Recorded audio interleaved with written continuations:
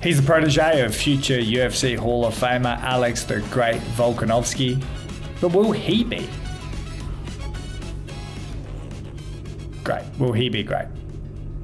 That's what I was going for. Will he be great? Ladies and gentlemen, this is your main event. Live from HBF Stadium Festival Hall. Melbourne Pavilion. Not even backstage, we're literally outside. Was that the best fight card in Australian MMA history? Call me crazy, but make sure you call me when I'm right. Be good if the Aussie MMA Instagram page would give us a bit of glow up because we're killing it. Welcome, ladies and gentlemen, to the Australian MMA podcast. My name is Rich Tilley. I'm your host of the Australian MMA podcast. Now, today's guest is Colby Thicknesse. Now, he trains out of freestyle MMA in Windang, New South Wales. I don't know, near Wollongong. 10Ks of Wollongong. It's in Wollongong.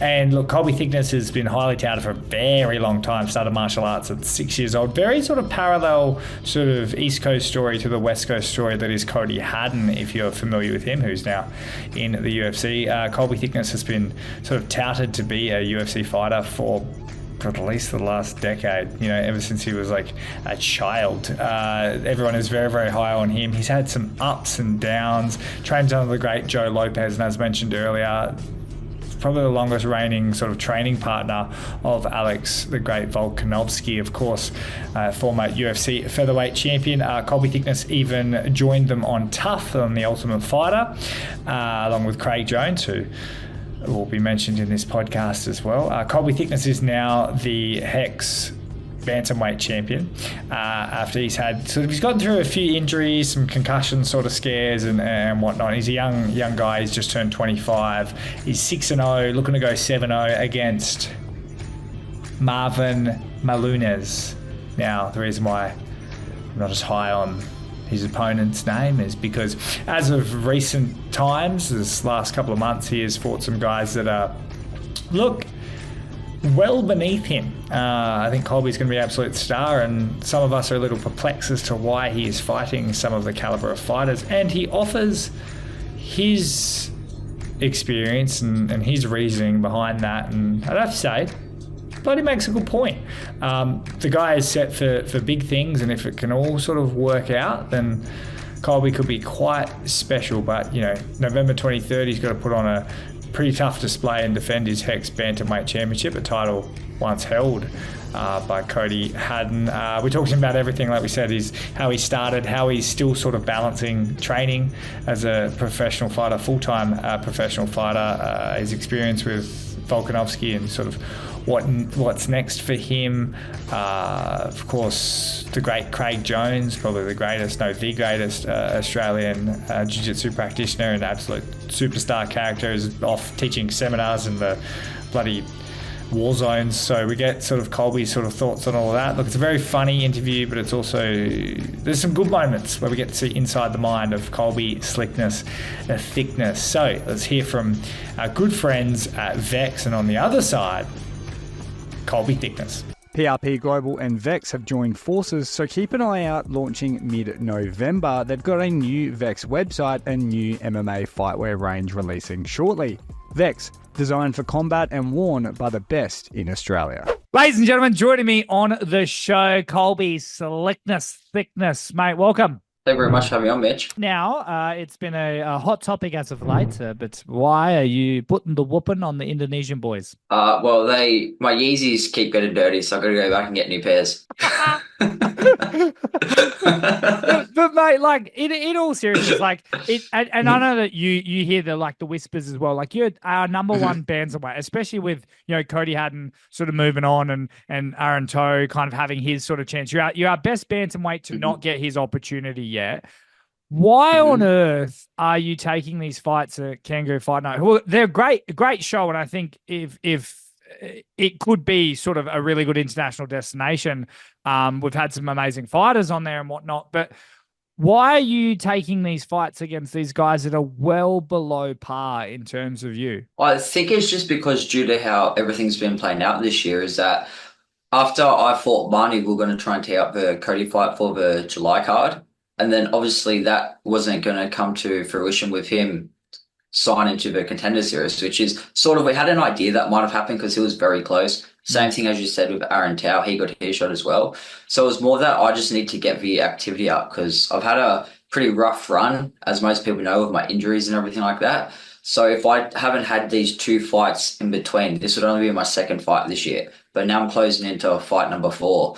As for the level of opponents, I know they're not on my level, and it's reflected in the results. I'm going out, finishing them in the first round as I should, which is a good thing. But also, it is hard, even on the international scene, to find opponents who are willing to accept it. Like, I've told people before, we'll get 4 or 5 names sent to me.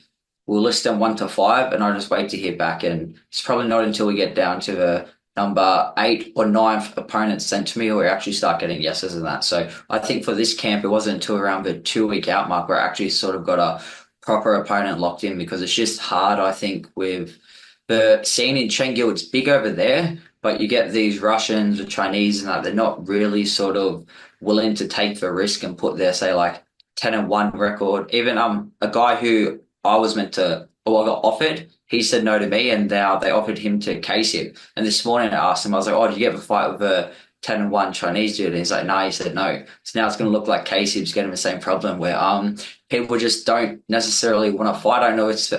Obviously it's not nobody's scared or anything like that, but I think maybe the situation isn't the best. The show's not as big as they wanted it. Maybe it's not because it's streamed properly or the purse isn't correct and all them little things come in. But at this point, it's just about me getting whatever fights I can take. Then in that case, the UFC has known who you are for a very long time and everything. But has there been maybe something where they go, hey, we want you to have at least 10 fights or something like that, and then so you're just trying to get some quick ones in? Or is there any sort of word about that? It's more they just want to see more from me. So we've been touching base since I was 5-0 after the last Chengdu one, and they pretty much just said, yeah, all right, we know who he is, just got to keep, like I said, keep knocking people down in front of me and trying to finish them in spectacular fashion, because that's what the UFC wants. They want finishes and they want good records. So it's just me getting these fights up and getting the wins. You know, in saying that, and, you know, I'm one of your biggest supporters on and off the air, but I mean, like the guy you're taking on in Hex, I think is 2-3 in his last 5 fights. He's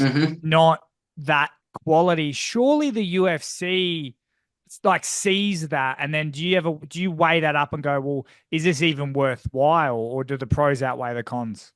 I think for my situation with this guy, it didn't annoy me because it was 5-2 when we signed to a fight, which I know it's not a massive difference, but it was still taking a fight, losing, coming into a title fight doesn't look good as well, sort of thing. But I think it's more just for getting the fights that I can at this point. So if it means I have to take out 3 more of these guys until I can get a quality opponent, then I have to finish him, then they'll get me. It's just about sort of getting the cage experience and getting the wins up on the record at this stage. Did you get floated like a Paul Loga or anything like that? I don't obviously communicate too much with it, and Joe just sends me a name, but I think with how the beatdown scheduled work, I don't think he was available for this one, because I think it was beatdown. Beatdown was the day before I fought, I think, or maybe the weekend before. Yeah. And then obviously coming off that TKO loss, I don't know if he was fit or healthy to come back. Yeah, I was going to say, like, you know, for all the critiques, like I'm throwing your way, if you do look at Tapology, like there's not a whole lot out there for you. I think it's just disappointing for me because and it's not defending you at all, because it's not like people are kind of having a go, because people understand sort of the boat you're in. But it is frustrating because you are such a highly touted, highly talented guy. To see you taking on guys that are, you know, 3-3 or 5-2, whatever from Bali, it sucks. It hurts to see it for you. Is it frustrating to be in this situation? Yeah, it is definitely. And like you said, just with how the landscape is, if you go through Tapology, there's nobody really besides myself who's standing out at the top of the division. Like, who I think Rod Costa's rank 1, he's 8-8, and then you got that Colton, he's maybe number 3, and he's actually a flyweight. So there's not a lot going on in this region. So like you said, it's just sort of the circumstances I've been dealt. I would prefer to have these tough matchups, because there's always that level when you have a dangerous opponent in front of you that you're going to rise to in camp. Like, not saying I'm not taking these people serious or anything like that. I'm taking them as serious because my next fight's always my biggest fight. But having another hard fight lined up sort of thing gets you that motivation. It gets the hype around it. People are more likely to tune in. There's a lot more back and forth even online, because like, oh, I think this person can expose this weakness. Colby might have him here, but he's got his number here. So it does create the sort of more buzz about the fights when it is that more competitive matchup for sure. It is unfortunate, but in terms of skill and experience, I mean, everyone knows. I mean, if you train at freestyle MMA, like you can hang with anyone in the world. So in a weird way, I don't see the worst thing in the world in running up your record in a way, because look, you're top of Australia. Everyone knows that. I don't care, and I'll stand out with anyone that says this on any promotion. I do think you're the best bantamweight that currently hasn't had his opportunity. So I do think it's a unique situation. But I mean, would you really want sort of a fight with like an Aaron Toe, or are you going to campaign hard for something like that? I'm loyal to Hex. They've looked after me very greatly throughout this situation with my fighting career and that, so I'm very loyal to them. That's also, not my loyalty hurts me, but it does make it hard, because by me being loyal to there, it means obviously I can't go over. I wouldn't fight on Eternal against Rod, or when it's Edo, whoever has the belt. I won't go up to XFC and fight Aaron Tao. It's almost that situation where you had like Cody, Rod, and Aaron, where it's like we're all trying to do our own thing. We're all loyal to our promotion because they helped us get us where we are. So it's more like they're going to have to sort of find that next guy on the scene, or find the next good international opponent and bring them over for me. Yeah, that's actually a good point that you bring that up. It's kind of like you have just taken Cody Haddon's spot, and he was in the exact same spot you were in with, right? Is it frustrating though that, I mean, I know you can hang. You train with one of the greatest fighters of all time type thing, but it's going to be quite almost scary to be. You've taken out a Michael Manu, which is amazing. Like he's high quality, but to come off of a few fights in Bali and then say you get chucked in the UFC, will you feel a little bit like, oh shit, I'm not as sort of tested as I wanted to be?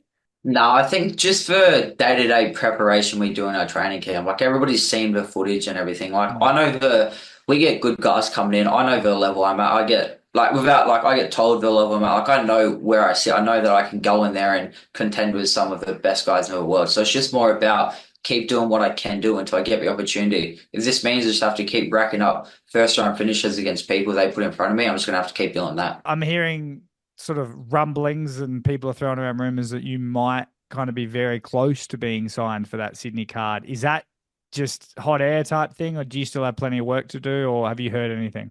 I've heard nothing in that regard. So at this point, it is hot air. Look, if I get a spectacular first round finish, like stranger things have happened in the sport with Aussie people getting call ups and that. So you'll never say never. I'm going to be prepared in camp for that Sydney February card, regardless, in case somebody falls out or anything, I can put my name up. And if not, I'm just going to take that experience of being onto that camp. And I think Hex did their first show was in March, then defend my belt in March against another international opponent, and just, like I said, just keep chipping away until I make myself undeniable. Yeah, and in a weird way, I think it's good. I've always been a big believer that you should treat your professional career like a business. You shouldn't just fight anyone, anytime. And I think it is important sometimes to have a tough fight, have some fights that add to your record and all that sort of stuff. And especially with you, who has been through so many injuries, if our biggest complaint over you over the next year and a half is, oh man, he just takes 6 fights a year against, I'll be happy with that because it means you're healthy. You know what I mean? Yeah, exactly right. I'm at least fighting at this point. I'm not just sitting out in knee braces and back braces. Yeah, like plenty of the bums could have beaten you via injury, you know? So yeah. But it's like, that's the thing. So it's an unfortunate situation, but it's, I think it does take explaining, and that's why I kind of I wanted to sort of to talk about it. Is it kind of hard when you have all these guys that are in the UFC and you're kind of not got that opportunity yet, and you've been training with freestyle since day dot?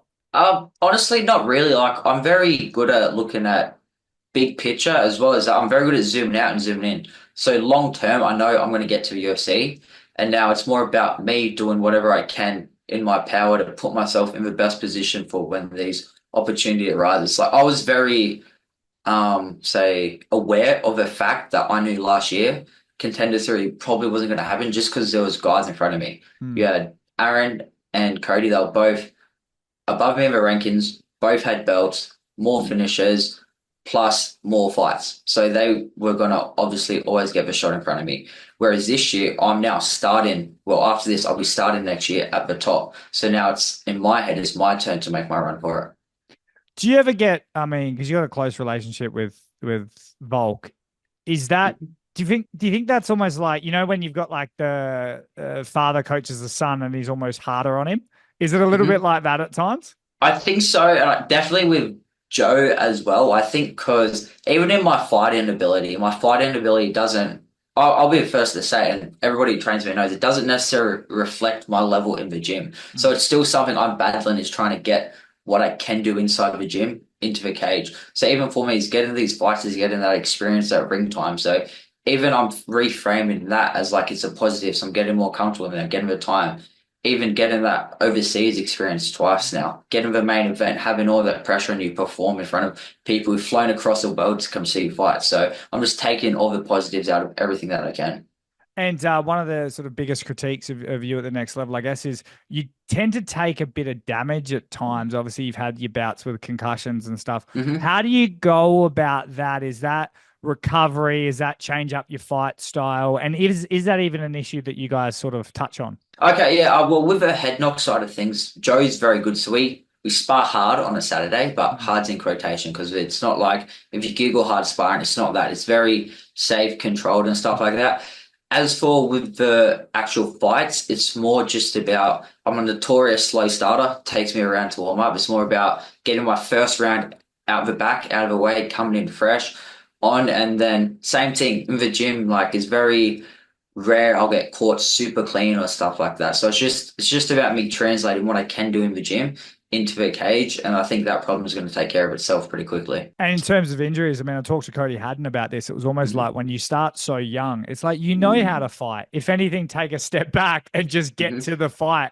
Is that kind of how you're going about it now? Oh, 100%. Like the last Bali fight in July, I ended up tearing my calf. So I ended up just riding an assault bike for 4 weeks. And I was like, fuck, like I'll make weight doing it this way. I'll punch a bag now and then. So I don't think I trained like proper MMA to like the actual fight week. It was my first time doing it in like over a month or something like that. It was just assault bikes and yeah, that was it. So same thing, you know how to fight, it's just manage your load. Funny enough, I did like my last spider this morning and I had my physio and he's like, oh, what are you trading? I was like, believe it or not, actually nothing. I was like, for the first time, I'm coming off back to like a back-to-back camp and I'm feeling the best I've ever felt. So it's a nice, pleasant surprise for once. It's only taken a couple of years. That means you're going to lose. It's dangerous to go into a fight feeling good, eh? Yeah, that's bad for you, mate. You shouldn't be doing that at all. Hey, I got one sparring session tomorrow, so who knows what can happen in 5 rounds. Probably a concussion. Yeah, probably. Who do you mix it up with the most at training? Right now it's going to be how we do it is because we're so close to a fight. We'll try and go with boys who don't have fights lined up because obviously, say if me and Justin were to spar tomorrow, it's our last rounds. We're both going to win our rounds before our fight, so it's not a smart idea. So say tomorrow I might get my rounds in with Casey, Jarrett, Seb, and then Volk might jump in for one, but he's notoriously hurt me a couple of times weeks out, so he's probably just going to tell me to fuck off. He's not going to spar me till after the fight, to be honest. Oh mate, it's and I think people do it, and like I like bringing this up as well because people do a similar thing with the guys at Scrappy as well. Like Volk is very good, right? But Volk's not smashing you every second of every round, is he? Like you're getting him a few times, aren't you? Oh, I wouldn't say get him, but like you have your moments and that sort of thing. But you don't, like it's different. Training's always different because like I heard someone say like they can say if you have a hobbyist walk into a gym, they might land a jab on a pro fighter and they're like, "This is a man." That pro fighter might be like coming off no sleep, baby kept him up all night, and to him it's just a Monday morning session. So it's like real perspective of how you look at things. Yeah, that's like Abdallah Biada, like first walked into the gym, kick ass when I was there when he was like 47 kilos, and I like threw him around. And so now I've never sparred with him since because I've like moved around a lot. So now when anyone talks, I'm like, yeah, I used to get the better of him. Had his number. It's like that. It's like when anyone used to beat you up when you were 12, they're like, yeah, man, you just smashed Colby. So if you win a belt, that makes you a lineal champ, eh? Yeah, pretty much. So I always get around him when you're like there's another young kid called Aiden Todoroff. He's going to be very good from Bunbury. And literally when he was like 15, I was like teaching him how to arm drag. And like literally I couldn't hit him that hard. I was like, mate, you got to like move, put your hands up. Now he would, in fact, he does spark me, right? But if he ever becomes like in the UFC, I'm like, bro, Mark, I used to beat him all the time. Yeah. The good thing is if you get them young enough, you can repeatedly get them, and then they have that mental thing where they physically can defeat you, but mentally they can't. So you can even still beat them when they're better than you. Well, I feel like in a weird way that would kind of happen to you a fair bit, because when you were quite young, obviously you got beat on quite a bit, and now you probably are a little bit more on par, but you've got to sort of have that mental flick. Was there a moment when you went, holy shit, like I can hang with these guys? And when was it? I think when the concussions deleted half my memory, and I just sort of woke up and I was like, oh yeah, I can fight now, sort of thing. That really helped the situation. I always suggest people just change gyms, like at some point, because like you've got to take that, go somewhere else, and be like, oh yeah, cool. And then also everyone, especially when I run this channel, everyone thinks I train somewhere else. I probably don't train at all. I probably never trained in my life. It's just like everyone thinks I'm somewhere else, and I'm like, it's a smart way of approaching it. Yeah. Now, as for the moment, there was a couple. It was more when I was just like overseas with Volk, and I was mixing it up with, because it's hard when you're sparring. You're like, I was sparring, and I'm like, sometimes I go home and I'm like, I'll get the UFC like pound for pound rankings. This is Volk is number one. I look at my phone, I've had about sparring day. I'm like, well, Usman would fuck me up. Oliveira would fuck me up. I was like, oh, don't feel too bad, sort of thing. I just go for a rankings and just justify to myself that it's not that bad of a thing. But then obviously when you get other guys coming in and you do all right, you hold your own against them, it's like, oh, okay, it is sort of, I'm at this level, I can hang with these guys. Yeah, it must be quite unique as well. And there would have come a time where you've gone from being this young up and coming sort of like learning, and he's a good kid, to now, oh, he's a good fighter and a good pro. And that must have been, so you would say it was more of a gradual thing than like a over. Yeah, it wasn't like a specific moment. It was just more over time, because I was training at freestyle since I was 13. Finished high school, then I went pretty much full-time training. It was just over the years, the more sort of fight experience, the more I was getting used as like Volk's main training partner. And then the bigger he got, the more guys he would bring over for camps. Then the more guys, high-level guys he's bring over that you haven't sparred with or anything like that.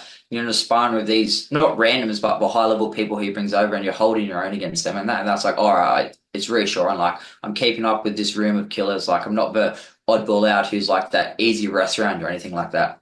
Yeah, I always never thought I got any better at jiu-jitsu or MMA at all. I was just like there when a new guy showed up. You know when like a trial guy shows up, you go like I'm definitely better than him, and then he gets really good again. You go, nah, but there'll be a new guy that starts. I'll be better than him. Yeah. Just sitting out the front door waiting for that fresh white belt to walk in. Yeah, every time. Mate, in terms of training full time, like how much of a stress is it sort of balancing finances and whatnot? Oh, it's pretty. How would I explain it the best? It's situationally, it is tough doing what I do, but lucky I've got great sponsors with PRP. They're like my main financial sponsor. They help me out with my ACOM. They help taking care of me with bonus for fight money and everything like that. Then I'm lucky. A lot of my stuff I have a great team around me. So my S&C for like South Coast Health Hub, physio for like McBain's Group Struckley, that's sponsored. Train8 does all my hydration stuff. I've got a supplement store, Elite Shop Shahal, they look after me. Even little things. I've got like a barber. I've got to get cuts every 2 weeks at Eddie Shahar. Like all these little things people don't think about. But when you're on below minimum wage, training full time, all these little bits help, sort of things. So sponsors are key, but also it's not too much of a burden, because like I wake up, like I love what I do every single day. So if you give me $1 million or send me broke tomorrow, I'm still probably going to do the same thing. That's weirdly profound. Is there any moment that you've ever thought of like, oh man, I'd really like to sort of just have a normal job, get a house, all that sort of stuff? I'm trying to think, because if it would have been when I was injured. But even when I was injured, I was like, I just doesn't interest me, sort of thing. Like I think just because I've been in sports and competitive sports since I was 6 years old, it's almost like that blinders are on, it's all you know, sort of thing. Maybe if I took a year off and got into another avenue or some career where I could bury myself in, but right now I'm just all in on this. Yeah. No, I feel you like with that as well. Like well, it's the whole thing of burn the boats. Like if you ruin if you, Yeah. if you ruin I've like quit every job, everything that like I could have had a backup plan for, like even this podcast and everything Yeah. not working out. That's all gone now. So this got to work out. Yeah, it's a running joke actually because they got like a couple of young fighters coming up and they were going to uni and that, and I was like, fuck, what? Don't you back your plan A enough? I was like, why didn't you do plan B, you coward? I was like, drop out and train more. Yeah, I don't even wear a mouth guard because I don't plan on getting hit. You know, I don't wear groin guards and fight. I just hope something happens. Exactly. Now, mate, I mean, you talked about PRP, and obviously I'm heavily biased there because they've given me a truckload of cash, and they have just helped out immensely. They've been great for the sport. Yeah. They really have. Did you know? And you probably are aware of this. You know, it all started with you. Like, I'm very well aware. Yeah, I'm very well aware. I tell the people, I'm like, that's from me. It's because I'm a nice guy and I can keep a conversation going. Yeah, you were like literally because you were there and Volk's busy and he's got to talk to other people, and they were like, "Who's this little kid?" And they were like, "Oh, it's Colby." And then boom, you started one of the most generous sponsors in the history of Australian MMA, which will probably turn into one of the most powerful brands, and it's because of you. Yeah, I think it might I'm not sure if it was, but I'm almost certain one of the boys who came over, it was from the video when Craig punched me. I told him to stick to jiu-jitsu, cunt. I'm pretty sure that's how it started. Because that video was like doing the rounds as I was in Perth. So I had many people come up and like, that's what they recognize me from. Like, oh, you're the dude who fucking had to go at Craig Jones. I'm pretty sure one of the, not Ryan or Pat were the main ones, but one of the crew they were with recognized me from that. He chatted and all the other boys came over. Yeah. Stick to jiu-jitsu, cunt. That's one of my favorite videos too. Speaking of a guy who has stuck to jiu-jitsu, is Craig Jones dead? Where is he? Last I know, Joe got back from a Venezuela trip with him a couple of days ago, and I have no idea what his plans are now. I'll be very scared to be any part of that bloke's organs, vital functions, liver health or anything. I don't know what he's doing, and I just hope he's all right. First of all, no one in their right mind would take that man's liver. That's a great point. That is not one you want. But mate, he is absolutely like insane. He's doing like seminars in like Colombia, Venezuela. Like what? You know him pretty well. What goes through that man's head? I think he just is extremely bored all the time. And I told him, like, when I saw him in the Ukraine with fucking bazookas and a war zone and that, I was like, brother, you've cooked yourself. I was like, your dopamine and serotonin receptors are going to be so fried. You can never go back to Texas to teach a jiu-jitsu class because all you're going to have is flashbacks of shooting cars, dodging bullets, bazookas. Like, he's pretty much gave himself, like, some form of undiagnosed PTSD, I think, from everything. Like... But what, like, I know he's a jokester and he's this and that, but like, sure, there's a little bit of you that was like worried or be like, hey man, you probably shouldn't go to a war zone in Ukraine. I'm not worried about him. I've seen him handle himself, and also some of the things he's stitched me up with in a night out in Vegas. That man can fend for himself for like it. Yeah, but also you can't heel hook a drone. That's a great point. Yeah. Very fair point. Although, if anyone could, it would be him. Yeah, he would at least give it a shot. Mate, is it weird that this is just like, I mean, you haven't quite, made it per se, but you've got to experience some pretty crazy shit. And if it all ended tomorrow, safe to say you'd still will have lived like a hell of a time type thing. Is it weird to kind of already see everything you've already done? Oh yeah, definitely. Like, so I turned 25 in June this year. So even if you go back 10 years ago when I was just still completing as 10, it would have been 50. I would have been like a yellow belt. If you'd have told me what the next 10 years of my life would have looked like, I would have been like, oh, you're full of shit sort of thing. So I think it's more exciting is because I've been able to do this just in my position of being a good training partner, being loyal to the gym, and opportunities have presented itself that way, just sort of going along on the journey. And my vision is that I get to not only sort of live that sort of lifestyle, but do it of my own journey, if that makes sense. I don't have to be a part of, like, I can do this myself, and I can, sounds weird, but then I can bring future teammates who like look up to me, how I look up to Volk and that. So I think that's a real exciting part of this career and where I see myself going. Well, it is funny you bring that up because I'm now 32, nearly 33. I'm starting to see that second wave of like, now I'm starting to see all these young guys come into their prime almost. And it's very, very weird. And it's in a weird way, like humbling in that sense of like how you treat people. You're then starting to see them treat new people. And it's like, in terms of that, you've been at the same gym, same place, same thing. Sort of, is there anyone that you came up with that was like, in the kids class with you, or was it just kind of you? Who would be the longest? I'm trying to think who would be the longest reigning person at the gym with me. I think it probably would have been Jarrett, even though, because we were sparring together, I think back when I was around 16, 17 years old, because he lived down at Nowra in a town which is about 40 minutes away. So he would come up and spar on a Saturday. So we've sort of had the same journey together. I was pretty close with him and his brothers and everything. And then obviously he moved off into the band and that. But then besides that, then you had Justin, Amina, Seb. They've all came over the last couple of years. So I think I'm the only real one who's pursued this fight. We have guys who still do jiu-jitsu, like one of the coaches, Blake Stage, he'll teach a jiu-jitsu class now and then. He was there before I was there. But as the actual career of a professional fighter, it's sort of been me by myself, and the team just sort of growing around Volko, which means it's also growing around me. And what do people not know about Joe Lopez that makes him so special as a dude and a coach? I think it's his ability to say it how it is and just tell you the things that you might know are true, but you necessarily wouldn't really want to hear. And it's his ability to do it in a way where it's direct and it's sort of not confronting in a bad way, but he's going to tell you what he thinks, but it's for the greater good. Where I think some coaches are almost like that yes man sort of style, whereas Joe is like, he'll tell you what you need to do to get better. And I think that's sort of the best thing about him, because he could ring me now and tell me something, and I know that I need to take that advice to heart, because whether it's good or bad, it's for whatever's best for me. And I think that's a rare thing to have some days, where a coach is willing to put himself out like that, to really dedicate everything to making sure it's gonna give the best success attributes, even like things inside and outside of the gym, to help generate to your success.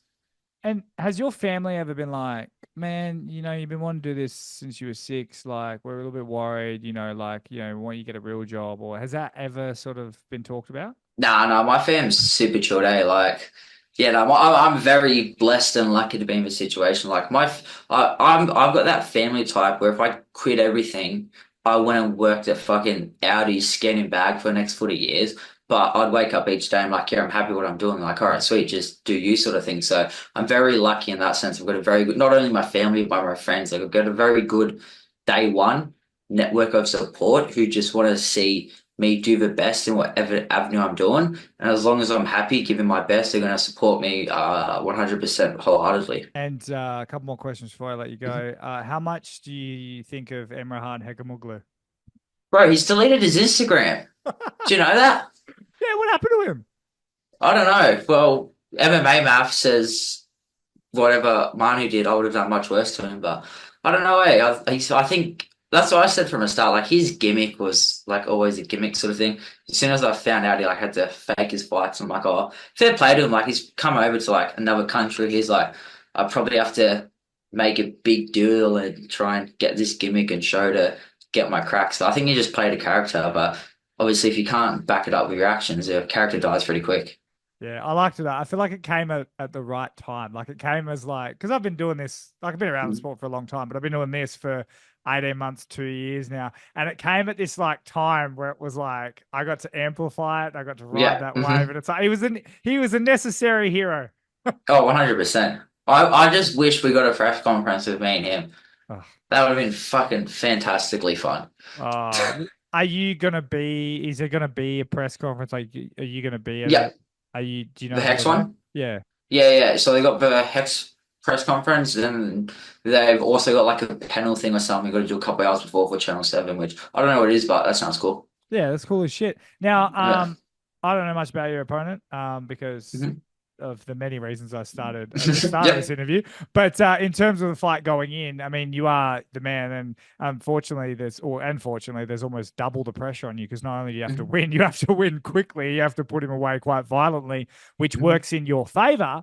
But do you have a bit of a sort of prediction going in? Is there a sort of pressure to get it done and get it done quickly? Not necessarily of the pressure. I feel like I'm always going to go out and fight my fight. I'm never going to let the external factors sort of weigh into it and change my game. But I'm always coming out to look for the finish. His style leaves him susceptible. He's going to start by backing up and he's going to rush forward with either a big right hand or a big kick. I'm prepared to counter that when he throws it. He's either going to end up on his back with a takedown or end up on his back from a kick or a punch. So it's just see what he wants to do and then just get my reads off that and same thing, finish him in the first round. So you mentioned the loyalty as well to Hex. So I mean, this card, then we probably won't see you again till March. So if this doesn't get you to the UFC, which might not be there just yet, realistically, yeah, yeah. So we'll see you in March, and so I guess you're going to aim for contenders next year, correct? yes. Or I know Chengdu has a December show, so go get another period. No, it's a joke. Definitely not. I need a break after camp. I just thought I'd chuck that in there. I might be over there with the boys because a couple of boys are trying to get fights on that. Who knows? They might have a January or February show.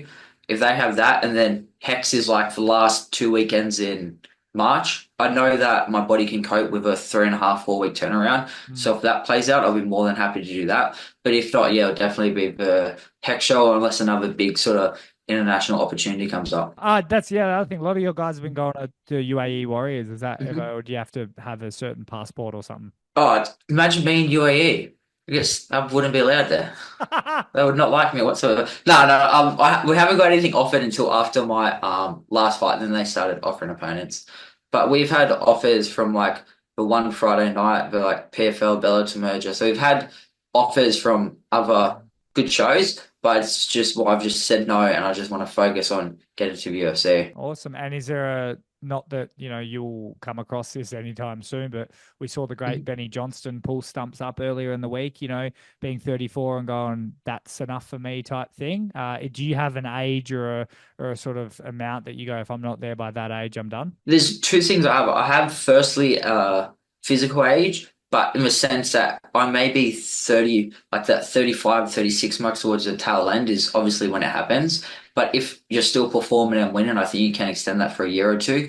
Or if you just start losing, like if you go out and I start getting knocked out 3 fights in a row, you need to reevaluate and be like, it's probably not for me anymore, sort of thing. So as long as I keep winning and my body can keep up, I just go about it as long as I can. But obviously that's within reason because there's a whole life after fighting. And I don't want to be someone like a Tony Ferguson who's taken years off his life just because the only way he knows how to collect a paycheck is to fight somebody. Yeah. And I mean, I guess while we're on that, Volk, how much longer do you think he's got left? I think he's got a couple more. I think obviously this Ilya rematch has lit a fire in his belly that I haven't seen for a very long time. So I mean, he's very keen to get that one back. And then I think it's just going to depend on how he's feeling after that. So I think we could get a couple more in after that, but it's definitely obviously towards like tail end of his career compared to when he was champion on that come up sort of thing. Well, Mr. Thicknesse, thank you for taking the time. I know it's taken us about 5 times this afternoon just to make this happen, but yeah, I appreciate it. And you're always a good sport, mate. Every time I critique your opponents and whatnot, your record, you're always really good about it. So I really appreciate it. No, like I said, I appreciate the genuine sort of feedback and even like that little bit of criticism in that way, because I do think that it is not like it's well deserved, like, oh, shit, I'm a guy, but like it makes sense and like these things happen. So obviously you got to address it, you got to explain it from my point of view and just got to see, sort of have this discussion about things. I think that's the only way you can learn instead of just if somebody starts calling you a duck and you just tell them to knock it off at a press conference. But I guess it's the same thing. It's like at the end of the day, it's like if I didn't think you were going to be, that high quality fighter, I wouldn't give a shit, would I? Yeah, exactly right. All right, brother, you take it easy and I'll see you on the other side. Thank you very much, bro. Appreciate it.